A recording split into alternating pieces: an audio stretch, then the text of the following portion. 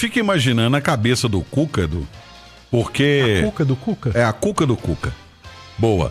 Porque além de você quebrar a Cuca pra destrinchar o adversário, pra mapear os pontos fortes e talvez os pontos vulneráveis, você tem que administrar o elenco, que é curto e que aquele negócio parece troca, né? Sai um DM, entra outro, sai um, entra outro, né? Parece pit stop, né? Fica o preenchimento de vaga, né? Mas já teve pior. Houve momento em que o Cuca não tinha o Lianco, não tinha o Franco, não tinha o Gabriel Menino, não tinha o Hulk. Agora ele tem alguns jogadores, ele perdeu talvez o seu melhor jogador no momento, né? Em termos de desempenho, que é o Coelho.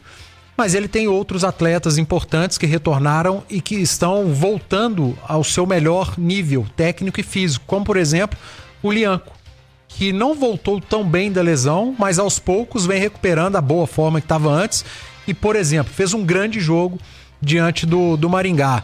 Agora, fica ali a dúvida de quem o Cuca vai escolher para a vaga do Coelho. No clássico, o escolhido foi o Igor Gomes.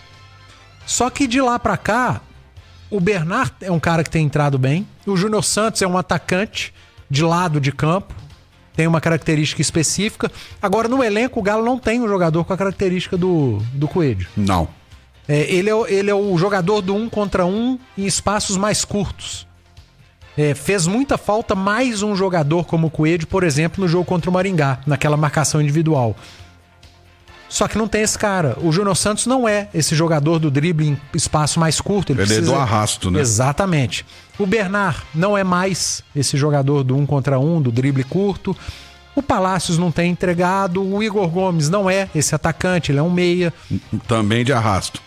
Também. Então muda-se a característica e provavelmente vai mudar a característica, pelo menos do lado esquerdo do Atlético. Então fica difícil saber qual vai ser a escolha do Cuca. Mas se ele perde o Coelho, como eu disse, ele tem outros retornos, sequência de alguns jogadores importantes e é um Atlético muito forte. Para mim, favorito nesse jogo contra o Corinthians.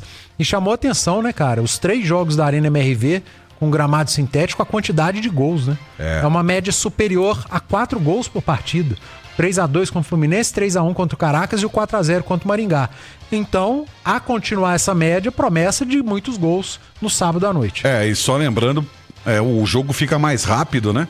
A bola é mais rápida, a grama natural, ela retém um pouco a velocidade da bola, a grama sintética não, e aí você consegue, quem joga com alta intensidade, gramado sintético é uma maravilha. Aliás, o Hulk bateu o pênalti e perdeu contra o Maringá e o Scarpa falou com ele, Hulk, né? O próprio Hulk falou isso na entrevista para Itatiaia, que o Scarpa, logo depois que ele perdeu o pênalti, falou que bater pênalti na grama sintética é diferente.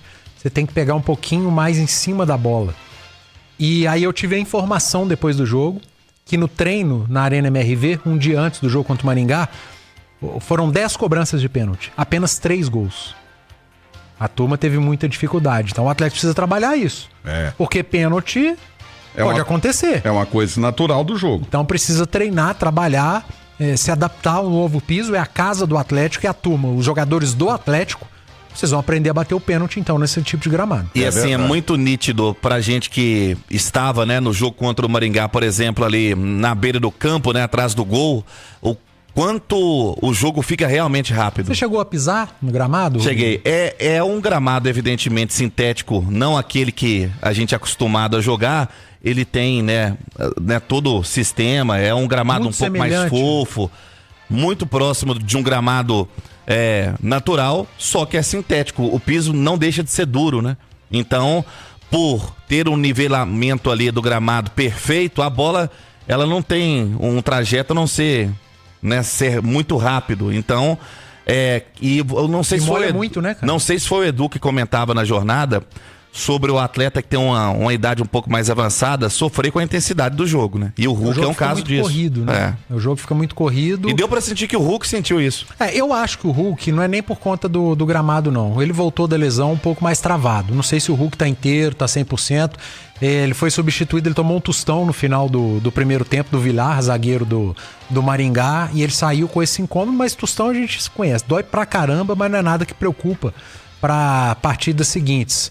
Mas o Atlético tem que lamentar a perda do Coelho, cara. Provavelmente vai voltar só no segundo semestre, depois do Mundial, o Atlético perde o seu principal jogador de ataque em termos de desempenho na temporada.